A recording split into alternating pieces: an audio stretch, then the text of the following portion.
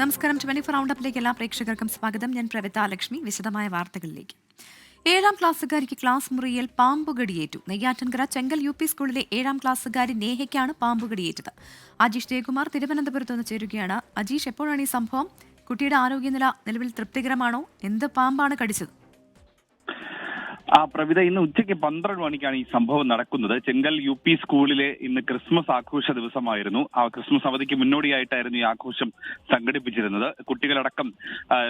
കുട്ടികൾ ഇവിടെ എത്തിയപ്പോൾ ഉച്ചയ്ക്ക് ആഘോഷം നടക്കുമ്പോഴാണ് ഈ ക്ലാസ് മുറിയിൽ വെച്ച് ഈ പെൺകുട്ടിയെ, നേഖ, 12 വയസ്സുള്ള 7ാം ക്ലാസ്സുകാരിയായ നേഖയും ഈ പാമ്പ് കടിച്ചത്. ശംഖുവരേന് ഇനത്തിൽപ്പെട്ട പാമ്പാണ് കടിച്ചത്. ഉടൻ തന്നെ ശ്രദ്ധയിൽപ്പെട്ടപ്പോൾ ഈ പാമ്പിനെ അധ്യാപകരും വിദ്യാർത്ഥികളും ചേർന്ന് അടിച്ചു കൊന്നു. അതിനുശേഷം വിദ്യാർത്ഥിയെ അവിടുത്തെ ചെങ്കലിലെ പ്രാഥമിക ആരോഗ്യ കേന്ദ്രത്തിൽ പ്രവേശിപ്പിച്ചു. പ്രാഥമിക ചികിത്സയ്ക്ക് ശേഷം നെയ്യാറ്റിൻകര ജനറൽ ആശുപത്രിയിലും പ്രവേശിപ്പിച്ചു. കുട്ടി ഇപ്പോൾ നിരീക്ഷണത്തിലാണ് ഉള്ളത്. ആ കുട്ടിയുടെ ആരോഗ്യനില തൃപ്തികരമാണെന്നാണ് ഡോക്ടർമാർ അറിയിച്ചത്. എന്നാൽ രക്ഷിതാക്കൾ കടുത്ത ആശങ്കയാണ് ഈ പാമ്പ് കടിയേറ്റ സംഭവത്തിൽ രേഖപ്പെടുത്തിയത്. അതായത് ഈ സ്കൂളിന്റെ സമീപ പ്രദേശങ്ങൾ, അതിനോട് ചേർന്നുള്ള പ്രദേശങ്ങൾ കാടുകയറി കിടക്കുന്നുണ്ടായിരുന്നു. ഇത് വെട്ടി വൃത്തിയാക്കാത്തതിൽ കടുത്ത ആശങ്ക രക്ഷിതാക്കൾ രേഖപ്പെടുത്തിയിട്ടുണ്ട്. എന്തായാലും കുട്ടിയുടെ ആരോഗ്യനില തൃപ്തികരമാണെന്നാണ് ഡോക്ടർമാർ പറയുന്നത്. 7ാം ക്ലാസ്സുകാരിക്ക് ക്ലാസ് മുറിയിൽ പാമ്പുകടിയേറ്റു. നെയ്യാറ്റിൻകര ചെങ്കൽ UP സ്കൂളിലെ 7ാം ക്ലാസ്സുകാരി നേഹയ്ക്കാണ് പാമ്പുകടിയേറ്റത്. കുട്ടിക്ക് നിലവിൽ പ്രശ്നങ്ങളൊന്നുമില്ല എന്നാണ് അജീഷ് ജയകുമാർ തിരുവനന്തപുരത്ത് നിന്ന് നൽകുന്ന വിവരം. ഇടുക്കി കട്ടപ്പനയിൽ ബാങ്ക് സെക്രട്ടറിക്കും ജീവനക്കാർക്കുമെതിരെ ആത്മഹത്യാക്കുറിപ്പ് എഴുതി നിക്ഷേപകൻ ജീവനൊടുക്കി. CPM നിയന്ത്രണത്തിലുള്ള കട്ടപ്പന റൂറൽ കോഓപ്പറേറ്റീവ് ബാങ്കിന് മുൻപിലാണ് മുളങ്ങാശ്ശേരി സാബുവിനെ തൂങ്ങി മരിച്ച നിലയിൽ കണ്ടെത്തിയത്. കുറ്റക്കാർക്കെതിരെ നടപടി ആവശ്യപ്പെട്ട് കോൺഗ്രസും BJPയും ഉൾപ്പെടെ പ്രതിഷേധവുമായി രംഗത്ത് വന്നു. വർഷങ്ങളോളം വിദേശത്ത് ജോലി ചെയ്ത് സമ്പാദിച്ച 80 ലക്ഷം രൂപയാണ് കട്ടപ്പന റൂറൽ കോർപ്പറേറ്റീവ് സൊസൈറ്റിയിൽ സാബു നിക്ഷേപിച്ചത്. 55 ലക്ഷം രൂപ പലപ്പോഴായി തിരികെ ലഭിച്ചു. ബാക്കി 25 ലക്ഷം രൂപയും പലിശയും ബാങ്ക് തിരികെ നൽകാനുണ്ട്. പക്ഷേ ഒരാവശ്യഘട്ടത്തിൽ സാബുവിന് ആ തുക പ്രയോജനപ്പെട്ടില്ല. ഭാര്യയുടെ ചികിത്സയ്ക്ക് വേണ്ടി കഴിഞ്ഞ ഒരാഴ്ചയായി 2 ലക്ഷം രൂപ ആവശ്യപ്പെട്ട് ബാങ്കിൽ സാബു എത്തിയിരുന്നു. എന്നാൽ പണം നൽകാൻ ബാങ്ക് സെക്രട്ടറിയും ജീവനക്കാരും തയ്യാറായിരുന്നില്ല. ഇന്നലെ പണം ചോദിച്ചെത്തിയപ്പോൾ അസഭ്യം പറയുകയും പിടിച്ചു തള്ളുകയും ചെയ്തെന്നാണ് ആത്മഹത്യാക്കുറിപ്പ്. പെങ്ങള് കഴിഞ്ഞ ബുധനാഴ്ച മുതലക്കോട് ആശുപത്രിയിൽ യൂട്രസ് റിമൂവലുമായിട്ട് ബന്ധപ്പെട്ട് അഡ്മിറ്റാണ്. അപ്പോൾ അത് ഓപ്പറേഷൻ കഴിഞ്ഞ് ഇന്ന് ഡിസ്ചാർജ് ആകേണ്ടതായിരുന്നു. അതുമായിട്ട് ബന്ധപ്പെട്ട് ഇന്നലെ പുള്ളി ബാങ്കിൽ ചെല്ലുകയും 2 ലക്ഷം രൂപ അത്യാവശ്യമായിട്ട് വൈഫിൻ്റെ ഡിസ്ചാർജുമായിട്ട് ബന്ധപ്പെട്ട് കൊടുക്കണമെന്ന് ആവശ്യപ്പെടുകയും ചെയ്തു. പക്ഷേ പൈസ കൊടുക്കാതിരിക്കുകയും അവിടെ ബാങ്കിൽ എന്തോ വാക്കുതർക്കം ഉണ്ടാകുകയും എന്തെന്നുള്ള ഉണ്ടായതായിട്ടാണ് എനിക്ക് എൻ്റെ ചേട്ടൻ്റെ വൈഫിൽ നിന്ന് അറിയാൻ കഴിഞ്ഞത്. ബാങ്ക് സെക്രട്ടറി റെജി, ജീവനക്കാരായ ബിനോയ്, സുജമോൾ എന്നിവർക്കെതിരെയാണ് ആത്മഹത്യാക്കുറിപ്പിൽ പേരെടുത്ത് പരാമർശം. ഇവർക്കെതിരെ നടപടിയെടുത്തില്ലെങ്കിൽ മൃതദേഹം വിട്ടുനൽകില്ലെന്ന നിലപാടിലായിരുന്നു കോൺഗ്രസും BJPയും വ്യാപാരികളും. കട്ടപ്പനയിൽ റോഡ് ഉപരോധിച്ചും ഉച്ചയ്ക്ക് ശേഷം ഹർത്താൽ ആചരിച്ചും പ്രതിഷേധം ശക്തമാക്കി. ഇത് നമുക്ക് CPM ഭരിക്കുന്ന എല്ലാ സഹകരണ സംഘങ്ങളിലും ഇന്ന് പണമിട്ടവര്, നിക്ഷേപകര് ചെന്ന് കഴിയുമ്പം ഒരു ഗുണ്ടായിസ്ഥ രീതിയിലാണ് പെരുമാറിക്കൊണ്ടിരിക്കുന്നത്. അതായത് ഇയാള് ഓസ്ട്രേലിയയിൽ വർഷങ്ങളായി ജോലി ചെയ്തുകൊണ്ടിരുന്നത് അവിടെ ഉണ്ടാക്കിയ പണം കൊണ്ടാണ് ഇവിടെ വന്ന് ഈ റൂറൽ ഡെവലപ്മെന്റ് സെന്ററിൽ പണം ഇട്ടത്. ബാങ്കുകളുടെ കെടുകാര്യസ്ഥത മൂലമാണ് പുള്ളിക്കാരന് ഇങ്ങനെയൊരു സാഹചര്യം ഉണ്ടായത്. കാരണം കൃത്യസമയത്ത് അദ്ദേഹത്തിന്റെ ആവശ്യത്തിന് അദ്ദേഹത്തിന്റെ ഭാര്യ ഹോസ്പിറ്റലിലായിരുന്നു. അവരെ ഡിസ്ചാർജ് ആകുന്നതിന് വേണ്ടിയിട്ടാണ് ഈ ഒരു കാര്യം പൈസ ആവശ്യപ്പെടുകയും അത് കൃത്യസമയത്ത് കിട്ടാത്ത ഒരു സാഹചര്യം ചെയ്തുകൊണ്ടാണ് ഇത് സംഭവിച്ചിരിക്കുന്നത്. സാബുവിന്റെ മൃതദേഹം സംസ്കരിക്കുന്നതിന് മുമ്പ് പ്രതികൾക്കെതിരായ നടപടി സ്വീകരിക്കുമെന്ന ഉറപ്പിന്മേലാണ് പ്രതിഷേധം അവസാനിപ്പിച്ചത്. വീഴ്ച പറ്റിയിട്ടുണ്ടെങ്കിൽ കർശന നടപടി സ്വീകരിക്കുമെന്ന് CPM ജില്ലാ സെക്രട്ടറി CV വർഗീസ്. ഇനി അതുമായി ബന്ധപ്പെട്ട ഏതെങ്കിലും തരത്തിലുള്ള മനുഷ്യത്വരഹിതമായ നിലപാടുകൾ ജീവനക്കാരുടെ ഭാഗത്തുണ്ടായിട്ടുണ്ടെങ്കിൽ അതിനൊന്നും സംരക്ഷിക്കുന്ന നിലപാട് CPMനെ സംബന്ധിച്ചിടത്തോളം ഇല്ല. ആത്മഹത്യക്കിടയായ കാരണങ്ങൾ എന്താണെന്ന് പോലീസ് അന്വേഷിക്കട്ടെ, കണ്ടെത്തുന്ന അടിസ്ഥാനത്തിൽ CPM നിലപാട് സ്വീകരിക്കും. 12 ലക്ഷം രൂപയാണ് സാബുവിന് തിരികെ നൽകാനുള്ളതെന്നും തവണ വ്യവസ്ഥയിൽ എല്ലാ മാസവും തുക തിരിച്ചു നൽകിയിരുന്നതായും ബാങ്ക് അധികൃതർ പറയുന്നു. സംഭവത്തിൽ കട്ടപ്പന പോലീസ് കേസെടുത്ത് അന്വേഷണം ആരംഭിച്ചു. ഇടുക്കി മെഡിക്കൽ കോളേജിലെ പോസ്റ്റ്മോർട്ടത്തിന് ശേഷം മൃതദേഹം മോർച്ചറിയിൽ സൂക്ഷിച്ചിരിക്കുകയാണ്. 24 ഇടുക്കി. അതുല്യ സാഹിത്യകാരൻ MT വാസുദേവൻ നായരുടെ ആരോഗ്യനില ഗുരുതരമായി തുടരുകയാണ്. കോഴിക്കോട് ബേബി മെമ്മോറിയൽ ആശുപത്രിയിൽ MT വാസുദേവൻ നായരെ സന്ദർശിച്ചതിന് ശേഷം കടന്നപ്പള്ളി രാമചന്ദ്രൻ മാധ്യമങ്ങളോട് സംസാരിക്കുന്നു.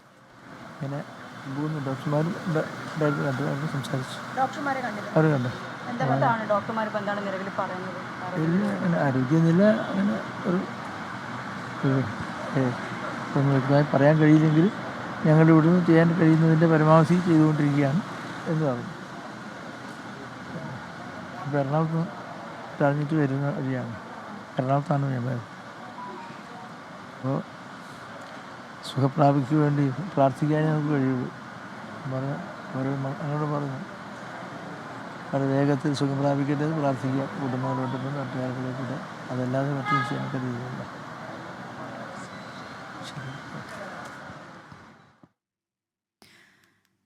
അതുല്യ സാഹിത്യകാരൻ MT വാസുദേവൻ നായരുടെ ആരോഗ്യനില ഗുരുതരമായി തുടരുകയാണ്. കോഴിക്കോട് ബേബി മെമ്മോറിയൽ ആശുപത്രിയിൽ തീവ്രപരിചരണ വിഭാഗത്തിൽ അദ്ദേഹം ചികിത്സയിലാണ്. മന്ത്രിമാർ ഉൾപ്പെടെ ജനപ്രതിനിധികളും സാഹിത്യ സാംസ്കാരിക മേഖലയിലെ സുഹൃത്തുക്കളും ഉൾപ്പെടെ അദ്ദേഹത്തെ സന്ദർശിക്കാനായി ആശുപത്രിയിലെത്തിയിരുന്നു. അദ്ദേഹത്തിന്റെ ആരോഗ്യനില നിലവിൽ തൃപ്തികരം അല്ല. അദ്ദേഹത്തിന്റെ ആരോഗ്യനില ഗുരുതരമായി തന്നെ തുടരുന്നുവെന്നാണ് മെഡിക്കൽ ബുള്ളറ്റിനിലൂടെ ആശുപത്രി അധികൃതർ അറിയിച്ചത്. മിഥില ബാലൻ ചേരുന്നുണ്ട്. മിഥില, ഇപ്പോൾ കടന്നപ്പള്ളി രാമചന്ദ്രനാണ് മാധ്യമങ്ങളോട് സംസാരിച്ചത്. അങ്ങനെ പ്രമുഖർ ഉൾപ്പെടെ MT വാസുദേവൻ നായരെ കാണാനായി ആശുപത്രിയിലേക്ക് എത്തുന്നുണ്ട്. ആശുപത്രി അധികൃതരുടെ ഭാഗത്തു നിന്ന് ഏതെങ്കിലും തരത്തിലുള്ള അപ്ഡേറ്റ് നിലവിൽ ലഭ്യമാകുന്നുണ്ടോ?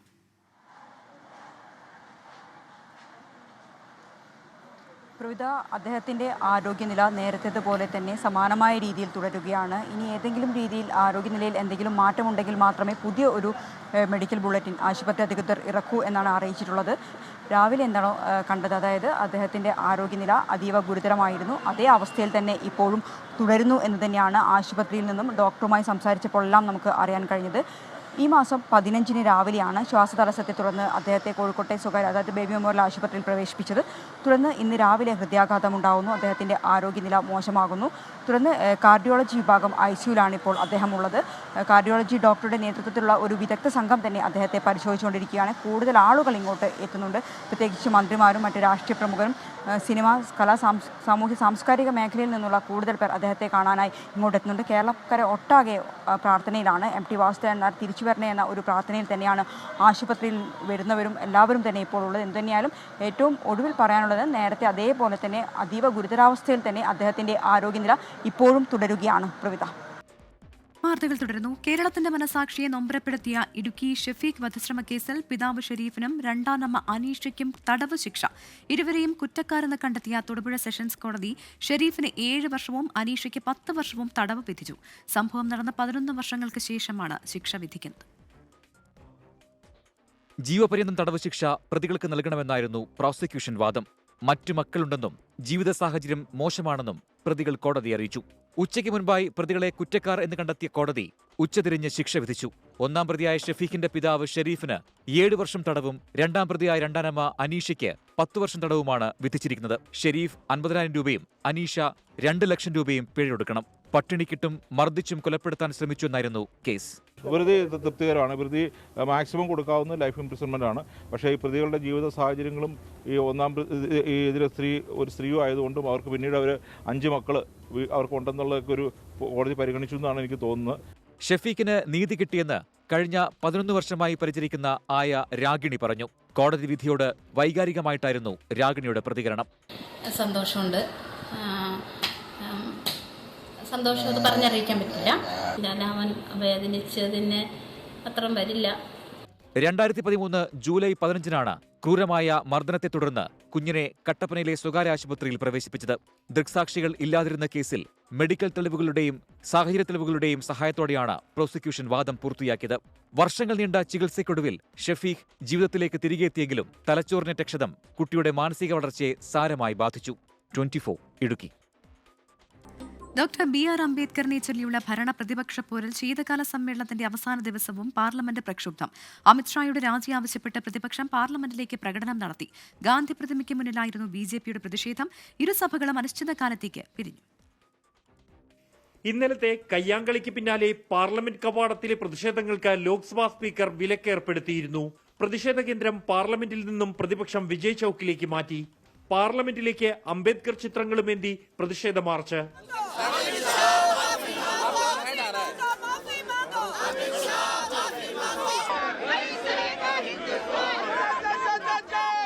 ആഭ്യന്തരമന്ത്രി അമിത്ഷാ രാജിവെക്കണമെന്നും പരാമർശം പിൻവലിച്ച് മാപ്പ് പറയണമെന്നും നേതാക്കൾ. अब ये जानते हैं कि इन्होंने जो किया इनकी असली भावना निकल आई है, जो अम्बेडकर जी के प्रति इनकी असली भावना है वो निकल आई है. इसलिए अब ये अब ऑपोजिशन से डर रहे हैं, क्योंकि हम इस मुद्दे को उठा रहे हैं, क्योंकि ये इस मुद्दे से जुड़ा पूरे देश का हित है. BJP അംഗങ്ങളെ കയ്യേറ്റം ചെയ്തെന്നാരോപിച്ച് രാഹുൽ ഗാന്ധിക്കെതിരായിരുന്നു ഭരണപക്ഷത്തിന്റെ പ്രതിഷേധം. ഗാന്ധി പ്രതിമയ്ക്ക് മുന്നിൽ BJP അംഗങ്ങൾ ഉൾപ്പെടെയുള്ളവരുടെ പ്രതിഷേധം. बाबा साहेब अम्बेडकर को अपमानित करने का रहा, वो उस पाप को कैसे धो पाएगा? उसने तो अराजकता फैलाई है और बाबा साहेब अम्बेडकर बनना चाहते हैं. मैंने बाबा साहेब को इतना छोटा कर देंगे. പാർലമെന്റിന് പുറത്തെ പ്രതിഷേധം ഇരുസഭകളിലേക്കും പടർന്നു. ഭരണ പ്രതിപക്ഷ ബഹളത്തിൽ ലോക്സഭയും രാജ്യസഭയും പ്രക്ഷുബ്ധം.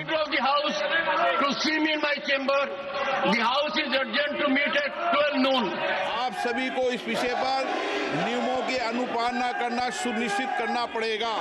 ഒരു രാജ്യം ഒരു തെരഞ്ഞെടുപ്പ് പരിഗണിക്കുന്ന JPC അംഗങ്ങളെ നിശ്ചയിച്ചുള്ള പ്രമേയം പാസാക്കിയ ശേഷം ഇരുസഭകളും അനിശ്ചിതകാലത്തേക്ക് പിരിഞ്ഞു. 24 ഡൽഹി.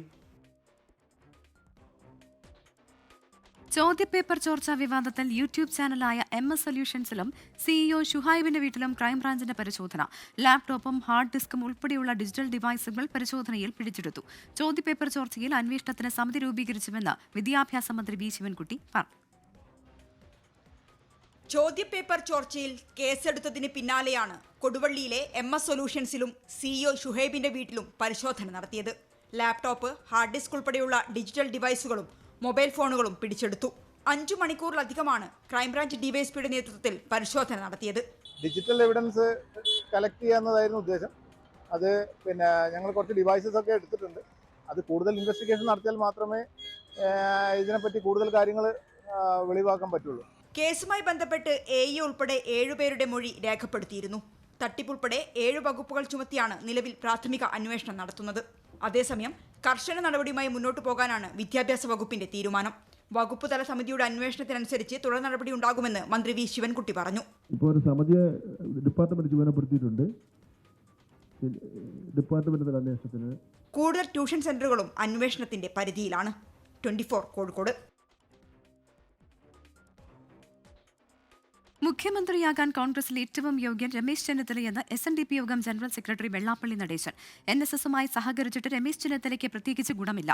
കോൺഗ്രസിൽ 5 പേർ താക്കോലിനായി നടക്കുകയാണെന്നും വെള്ളാപ്പള്ളി നടേശൻ പറഞ്ഞു. അടുത്ത ഒരു തെരഞ്ഞെടുപ്പിൽ താക്കോല് കിട്ടാൻ കോൺഗ്രസ്സുകാർക്ക് ഇവിടെ 5 പേര് താക്കോലിന് വേണ്ടി നടന്നുണ്ട്. രമേശ് എന്താ കുറവ്?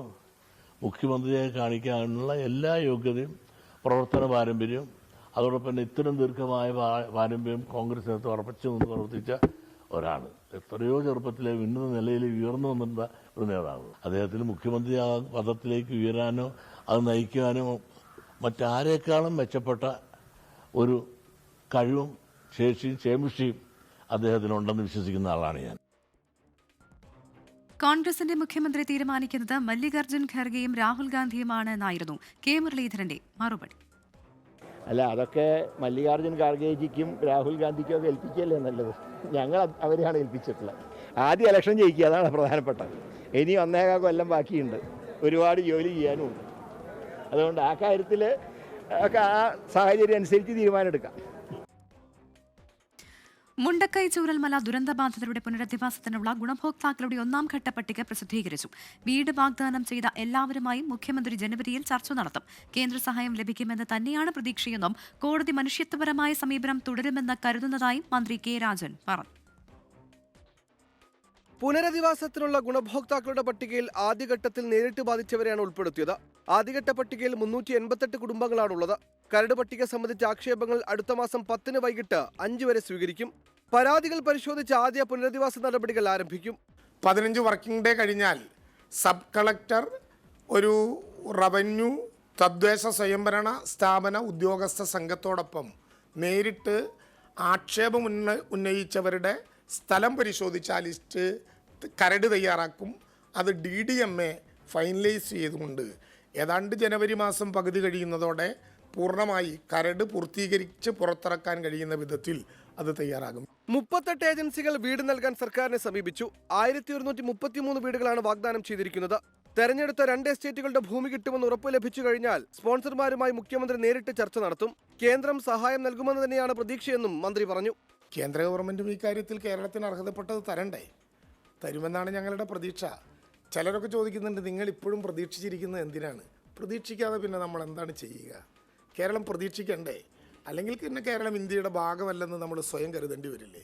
എയർലിഫ്റ്റിംഗിന് പ്രതിരോധ മന്ത്രാലയം ആവശ്യപ്പെട്ട തുക കേന്ദ്ര ദുരന്ത നിവാരണ വകുപ്പിൽ നിന്ന് വാങ്ങട്ടെ എന്നും റവന്യൂ മന്ത്രി പറഞ്ഞു. സർക്കാർ തയ്യാറാക്കുന്ന ടൗൺഷിപ്പിൽ വരാൻ താല്പര്യമില്ലാത്തവരുണ്ടെങ്കിൽ അവർക്കുള്ള നഷ്ടപരിഹാരവും തീരുമാനിക്കുമെന്നും മന്ത്രി അറിയിച്ചു. അപകട മേഖലയിലെ വാസയോഗ്യമില്ലെന്ന് കണ്ടെത്തുന്ന ഇടങ്ങളിൽ താമസിക്കുന്നവരെ പുനരധിവാസത്തിന് 2ാം ഘട്ടത്തിൽ പരിഗണിക്കും. 24 തിരുവനന്തപുരം. 8 ദിവസം നീണ്ടുനിന്ന 29ാമത് കേരള രാജ്യാന്തര ചലച്ചിത്രോത്സവം സമാപിച്ചു. നിശാഗന്ധി ഓഡിറ്റോറിയത്തിൽ നടന്ന സമാപന സമ്മേളനം മുഖ്യമന്ത്രി പിണറായി വിജയൻ ഉദ്ഘാടനം ചെയ്തു. സ്പിരിറ്റ് ഓഫ് സിനിമ അവാർഡ് സംവിധായിക പായൽ കപാടിയയ്ക്ക് മുഖ്യമന്ത്രി സമ്മാനിച്ചു. മികച്ച സിനിമയ്ക്കുള്ള സുവർണ ചകോരം ബ്രസീലിയൻ ചിത്രം മലു നേടി. ലോക സിനിമാ കാഴ്ചകളുടെ ഉത്സവം കൊടിയിറങ്ങി. മികച്ച ചിത്രത്തിനുള്ള സുവർണ ചകോരം പെഡ്രോ ഫ്രയറിയുടെ മലു സ്വന്തമാക്കി. നിശാഗന്ധിയിൽ വെച്ച് നടന്ന ചടങ്ങിൽ മുഖ്യമന്ത്രി പിണറായി വിജയൻ പുരസ്കാരം സമ്മാനിച്ചു. Suvarna Chakoram for best film and the award goes to Malu by Pedro ഫ്രയറെ.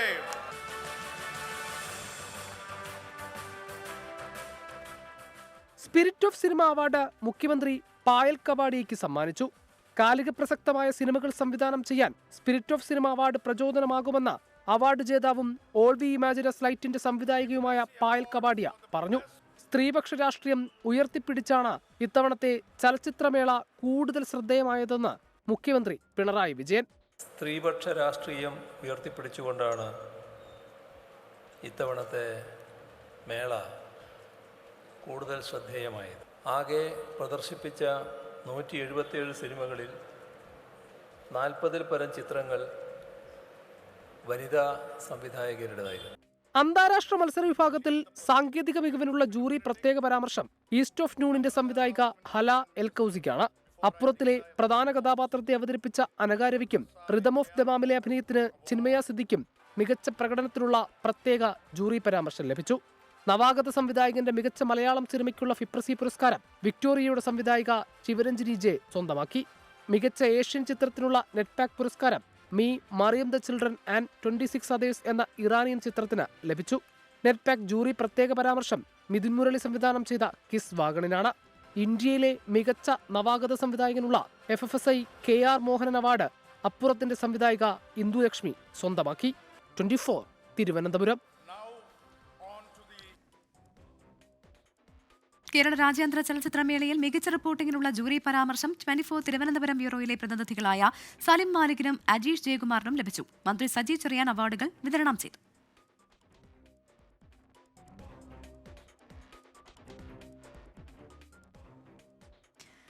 Kerala രാജ്യാന്തര ചലച്ചിത്രമേളയിൽ അവാർഡുകൾ വാരിക്കൂട്ടി ഫെമിനിച്ചി ഫാത്തിമ. അന്താരാഷ്ട്ര മത്സര വിഭാഗത്തിൽ ഉൾപ്പെടെ 5 അവാർഡുകളാണ് ചിത്രം നേടിയത്. ഫാസിൽ മുഹമ്മദ് സംവിധാനം ചെയ്ത സിനിമ ചലച്ചിത്രമേളയിലെ ജനപ്രിയ ചിത്രമായും തിരഞ്ഞെടുക്കപ്പെട്ടു. പൊന്നാനിയിലെ തീരദേശം പശ്ചാത്തലമാക്കി ഒരുക്കിയ ഫെമിനിച്ചി ഫാത്തിമ കേരള രാജ്യാന്തര ചലച്ചിത്രമേളയിലെ സൂപ്പർ ഹിറ്റായി. മികച്ച ചിത്രത്തിനുള്ള പ്രേക്ഷക പുരസ്കാരവും ചിത്രം നേടി. അന്താരാഷ്ട്ര മത്സര വിഭാഗത്തിലെ മികച്ച ചിത്രത്തിനുള്ള ഫിപ്രസി പുരസ്കാരവും മികച്ച മലയാള ചിത്രത്തിനുള്ള നെറ്റ്പാക് പുരസ്കാരവും ഫെമിനിച്ചി ഫാത്തിമയ്ക്ക്.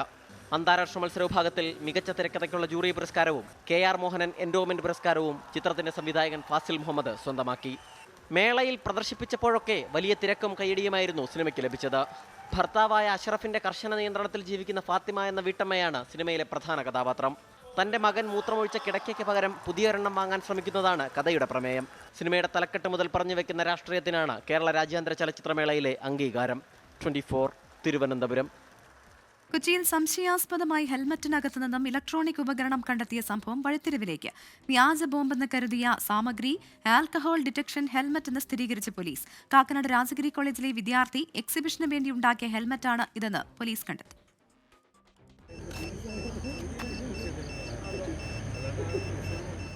മെട്രോ നഗരത്തിൽ ഹെൽമറ്റിനകത്ത് ഇലക്ട്രോണിക് ഉപകരണം. രാവിലെ അല്പം പരിഭ്രാന്തി ഉണ്ടാക്കി ഈ വാർത്ത. ഹെൽമറ്റ് ആരെങ്കിലും മറന്നു വെച്ചതാണോ എന്ന് സംശയം. ജനങ്ങളെ പരിഭ്രാന്തരാക്കുകയാണോ ലക്ഷ്യം? കുറച്ചു മണിക്കൂറിനുള്ളിൽ നിരവധി സംശയങ്ങൾക്കാണ് ഈ ഉപകരണം ഇടയാക്കിയത്. കാക്കനാട് പോലീസ് സ്ഥലത്തെത്തി പരിശോധന.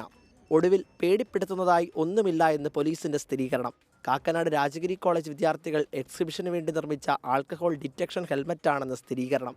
പഠനാവശ്യത്തിന് വേണ്ടി നിർമ്മിച്ച ഹെൽമറ്റ് വലിയ ചർച്ചയായി മാറിയല്ലോ എന്ന അങ്കലാപ്പിലാണ് വിദ്യാർത്ഥികൾ. വിദ്യാർത്ഥികളെ പഴിക്കരുതെന്ന് പോലീസ്. കോളേജിൽ ഇന്നലെ നടന്ന എക്സിബിഷന്റെ ഭാഗമായിട്ട് അവതരിപ്പിച്ച അതേ ഇലക്ട്രോണിക് യൂണിറ്റുകൾ തന്നെയാണ്. അവർ ഇന്നലെ ഇതിനെ അവതരിപ്പിച്ച കുട്ടികൾ ഇതേ ഹോട്ടലിൽ എത്തിയിരുന്നു. അവിടെ ചായ കുടിക്കാൻ വന്ന് തിരിച്ചു വന്ന് സമയത്ത് അവരുടെ വണ്ടി കേടായി. ആ വണ്ടി നന്നാക്കുന്നതിൻ്റെ തിരക്കിൽ ഇത് എടുക്കാൻ മറന്നുപോയതാണ്. അങ്ങനെ അടുത്ത വണ്ടിയിലേക്ക് അത് ഷിഫ്റ്റ് ആയതാണ്.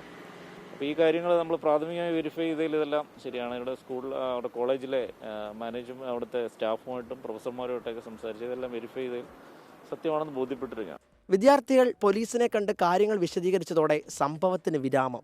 ഇനി ഇത് ചർച്ചയാക്കരുതെന്ന അഭ്യർത്ഥന മാത്രമാണ് വിദ്യാർത്ഥികൾക്കുള്ളത്. 24 കൊച്ചി. എറണാകുളം കോതമംഗലത്ത് 6 വയസ്സുകാരിയുടെ കൊലപാതകത്തിൽ രണ്ടാനമ്മ അറസ്റ്റിൽ. ഭർത്താവിന്റെ ആദ്യ ഭാര്യയിലെ കുഞ്ഞിനെ ഇഷ്ടമില്ലാത്തതിനാൽ ഒഴിവാക്കാനായിരുന്നു കൊലപാതകമെന്ന് പ്രതി അനീഷയുടെ മൊഴി. ദുർമന്ത്രവാദത്തിന്റെ ഭാഗമാണ് കൊലപാതകമെന്ന സംശയം തള്ളുകയാണ് പോലീസ്. കോതമംഗലം ഇരുമലപ്പടിക്ക് സമീപമായിരുന്നു നാടിന് നടുക്കിയ കൊലപാതകം. ഭർത്താവ് അജാസ് ഖാന്റെ ആദ്യ ഭാര്യയിലെ മകളായ മുസ്കാനയെ ഇഷ്ടമില്ലാത്തതിനാലാണ് കൊലപ്പെടുത്തിയതെന്നാണ് രണ്ടാനമ്മ അനീഷയുടെ മൊഴി. കൊലപാതകത്തിൽ പിതാവ് അജാസ് ഖാന് പങ്കില്ലെന്ന് പോലീസ് സ്ഥിരീകരിച്ചു. ദുർമന്ത്രവാദമാണ് കൊലപാതകത്തിന് കാരണമെന്ന അഭ്യൂഹങ്ങൾ ഉയർന്നിരുന്നു. ഇതേ തുടർന്ന് മന്ത്രവാദി നൌഷാദിനെ പോലീസ് കസ്റ്റഡിയിലെടുത്തു. എന്നാൽ ഇയാൾക്ക് കൊലപാതകവുമായി ബന്ധമുണ്ടെന്ന് കണ്ടെത്താനായില്ല. ഇതിന് മുമ്പ് കൊറിയത്തവൻ ഈ സ്ത്രീയുടെ ഭർത്താവ് ഈ സ്ത്രീനെ ഈ നൌഷാദിൻ്റെ വീട്ടിൽ 2-3 തവണ കൊണ്ടുപോയിരുന്നു കൺസൾട്ടേഷനൊക്കെ വേണ്ടി. അന്നേ ഈ നൌഷാദ് ഈ സ്ത്രീനെ പറഞ്ഞു ഈ സ്ത്രീയുടെ ശരീരത്തിലേക്ക് 3 ബാധ ഉണ്ട്. സോ ആ ബാധയിൽ 3 ബാധയിൽ 2 ബാധ ഓൾറെഡി ട്രീറ്റ്മെൻറ്റ് ചെയ്തിരുന്നു. ഒരു ബാധ മാത്രം ബാക്കിയാണ്. അത് നമ്മൾ അന്വേഷിക്കുന്നു. അതുമായി ബന്ധപ്പെട്ട already drugs and magics act പ്രകാരം ഒരു കേസ് രജിസ്റ്റർ ചെയ്തിട്ടുണ്ട്.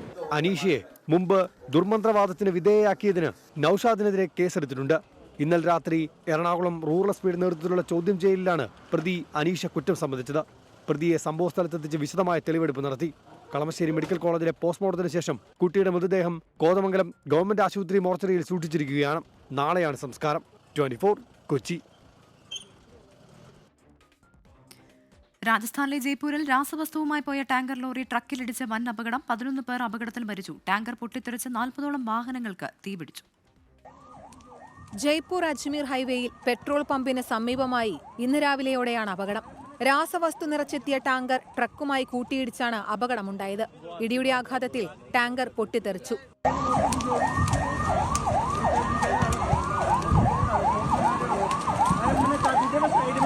അപകടത്തിൽ 11 പേർ മരിച്ചു. 30 പേരെ ആശുപത്രിയിൽ പ്രവേശിപ്പിച്ചു. 40ഓളം വാഹനങ്ങൾക്ക് തീപിടിച്ചു. സമീപമുള്ള പൈപ്പ് ഫാക്ടറി, വെയർഹൌസ്, 20 കടകൾ എന്നിവ പൂർണ്ണമായി കത്തിനശിച്ചു. പരിക്കേറ്റവരെ ജയ്പൂരിലെ സവായ് മാൻസിംഗ് ആശുപത്രിയിലേക്ക് മാറ്റി. മുഖ്യമന്ത്രി ഭജൻലാൽ ശർമ്മ ആശുപത്രിയിലെത്തി സ്ഥിതിഗതികൾ വിലയിരുത്തി. 20ഓളം ഫയർഫോഴ്സ് യൂണിറ്റുകൾ സ്ഥലത്തെത്തിയാണ് തീ നിയന്ത്രണ വിധേയമാക്കിയത്. ദേശീയപാതയിൽ അപകടമുണ്ടായതിനെ തുടർന്ന് 300 മീറ്ററോളം വാഹനഗതാഗതം തടസ്സപ്പെട്ടു. 24 ഡൽഹി. തമിഴ്നാട്ടിലെ തിരുനെൽവേലിയിൽ ആശുപത്രി മാലിന്യങ്ങൾ ഉൾപ്പെടെ തള്ളിയത് കേരളത്തിൽ നിന്നെത്തിയ ലോറികളെന്ന് പ്രദേശവാസികൾ 24നോട്. സംഭവത്തിൽ ഏജന്റുമാരായ 2 തിരുനെൽവേലി സ്വദേശികളെ തമിഴ്നാട് പോലീസ് അറസ്റ്റ് ചെയ്തു. മാലിന്യം തള്ളിയതിൽ നിയമപരമായ നടപടി സ്വീകരിക്കാൻ RCCക്ക് നിർദ്ദേശം നൽകിയെന്നാണ് ആരോഗ്യമന്ത്രി വീണ ജോർജിന്റെ പ്രതികരണം.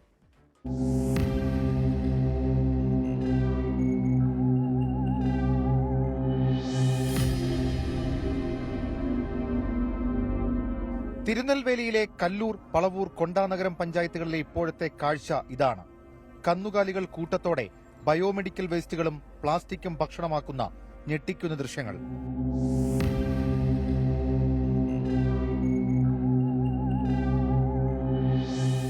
കൃഷിത്തോട്ടങ്ങളോട് ചേർന്ന് മൃഗങ്ങൾ വെള്ളം കുടിക്കുന്ന കുളങ്ങളിൽ വരെ മാലിന്യ കൂമ്പാരം. 4 പഞ്ചായത്തുകളിൽ 11 ഇടങ്ങളിലാണ് മാലിന്യ കൂമ്പാരം. മാലിന്യങ്ങൾക്കിടയിൽ RCCയിലെ രോഗികളുടെ സ്വകാര്യ വിവരങ്ങളടങ്ങിയ ചികിത്സാരേഖകളും വന്നതോടെയാണ് സംഭവം വിവാദമായത്. കേരളം അടിയന്തരമായി മാലിന്യം നീക്കണമെന്ന് ദേശീയ ഹരിത ട്രിബ്യൂണൽ നിർദ്ദേശം നൽകിയിട്ടുണ്ട്. ഇതിന്റെ അടിസ്ഥാനത്തിൽ കേരളത്തിലെ മലിനീകരണ നിയന്ത്രണ ബോർഡ് തിരുനെൽവേലി സന്ദർശിക്കും. ബയോമെഡിക്കൽ മാലിന്യങ്ങളുടെ നിർമ്മാർജ്ജനത്തിന് പ്രോട്ടോകോൾ പാലിക്കുന്നുണ്ടെന്നും ആശുപത്രിക്ക് വീഴ്ച സംഭവിച്ചിട്ടില്ലെന്നുമാണ് RCCയുടെ വിശദീകരണം. തുടർ നടപടി സ്വീകരിക്കാൻ RCCക്ക് ആരോഗ്യമന്ത്രി നിർദ്ദേശം നൽകിയിട്ടുണ്ട്. ഒരു കമ്പനിക്ക് ടെൻഡർ വഴിയാണ് കൊടുത്തിട്ടുള്ളത്. ആ കമ്പനി പൊല്യൂഷൻ കൺട്രോൾ ബോർഡും ഒക്കെ അല്ലെങ്കിൽ ആ നിലയിൽ അംഗീകരിക്കപ്പെട്ടിട്ടുള്ള ഒരു കമ്പനിയാണ്, ലിസ്റ്റ് ചെയ്യപ്പെട്ടിട്ടുള്ള കമ്പനിയാണ്. ബയോമെഡിക്കൽ വേസ്റ്റ് RCCയിലേത് IMAയ്ക്കുമാണ് നൽകുന്നത്. അപ്പോൾ RCCയിലെ ബയോമെഡിക്കൽ വേസ്റ്റ് അവിടെ പോയിട്ടില്ല എന്നുള്ളത് IMAയും RCCയും പറയുന്നുണ്ട്. മറ്റാരെങ്കിലും അവിടെ കൊണ്ടത് ഇട്ടിട്ടുണ്ടോ എന്നുള്ളത് അറിയില്ല.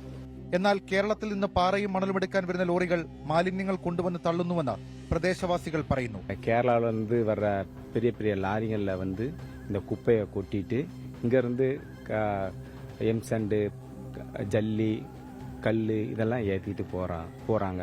മെഡിക്കൽ പ്ലാസ്റ്റിക് മാലിന്യങ്ങൾ സംസ്കരിക്കുന്നതുമായി ബന്ധപ്പെട്ട ഏജൻസികൾ വീഴ്ച വരുത്തുന്നുവെന്ന പരക്കെ ആക്ഷേപമുണ്ട്. ഇക്കാണുന്ന അനാസ്ഥയ്ക്കിപ്പോൾ ആരും ഉത്തരവാദികളല്ല. പക്ഷേ ഇതിന്റെ തിക്തഫലം ഇവിടുത്തെ മനുഷ്യരും കന്നുകാലികളും അനുഭവിക്കുന്നുണ്ട്. തൊട്ടടുത്ത ദിവസം തന്നെ കേരളം ഇടപെട്ട ഈ മാലിന്യ കൂമ്പാരങ്ങൾ ഇവിടെ നിന്ന് നീക്കിയില്ലെങ്കിൽ പ്രതിഷേധം ശക്തമാക്കുമെന്നാണ് ഇവിടുത്തെ ഗ്രാമവാസികൾ മുന്നറിയിപ്പ് നൽകുന്നത്. ക്യാമറമാൻ അഭിലാഷ് ചൊഴുവങ്കോടിനും സതീഷിനുമൊപ്പം ഷഫീദ് റാവുത്തർ, 24 തിരുനെൽവേലി. അയോധ്യ തർക്കത്തിന് സമാനമായ സംഭവങ്ങൾ രാജ്യത്ത് ആവർത്തിക്കരുതെന്ന് RSS മേധാവി മോഹൻ ഭാഗവത്. വിദ്വേഷം കൊണ്ട് പള്ളികളിൽ അവകാശവാദം ഉന്നയിച്ച് പരിശോധന നടത്തുന്നത് ശരിയല്ലെന്നും രാജ്യത്തിന്റെ മതേതരത്വം ഉയർത്തിപ്പിടിക്കണമെന്നും മോഹൻ ഭാഗവത് പറഞ്ഞു. പള്ളികളിൽ ശിവലിംഗം തേടേണ്ട എന്ന മുൻ പ്രസ്താവനയുടെ തുടർച്ചയാണ് മോഹൻ ഭാഗവത് ഇന്നലെ നടത്തിയത്. പൂനെയിൽ ഒരു പ്രഭാഷണ പരമ്പരയിൽ സംസാരിക്കുകയായിരുന്നു മോഹൻ ഭാഗവത്. സമീപകാലത്ത് രാജ്യത്തിന്റെ വിവിധയിടങ്ങളിലെ പള്ളികളിൽ മുൻപ് അവിടം ക്ഷേത്രമായിരുന്നോ എന്ന് പരിശോധിക്കാൻ നീക്കം നടന്നിരുന്നു. കോടതി ഇടപെട്ടാണ് ഒടുവിൽ അതെല്ലാം നിർത്തിവെപ്പിച്ചത്. രാമക്ഷേത്രം വൈകാരികമായ പ്രശ്നമായിരുന്നു. ക്ഷേത്ര നിർമ്മാണത്തോടെ അത് അവിടെ അവസാനിക്കുന്നു. വിദ്വേഷത്തോടെ മറ്റിടങ്ങളിലും അത് ആവർത്തിക്കാൻ ശ്രമിക്കുന്നത് ശരിയല്ല. മതസൗഹാർദ്ദത്തിന്റെ കാര്യത്തിൽ രാജ്യം ലോകത്തിന് മാതൃകയാവണം. ന്യൂനപക്ഷം ഭൂരിപക്ഷം എന്നൊന്നില്ലെന്നും എല്ലാവരും ഒരുമിച്ച് നിൽക്കണമെന്നും മോഹൻ ഭാഗവത് ഓർമ്മിപ്പിച്ചു. 24 മുംബൈ. പൂർണ്ണമാകുന്നു.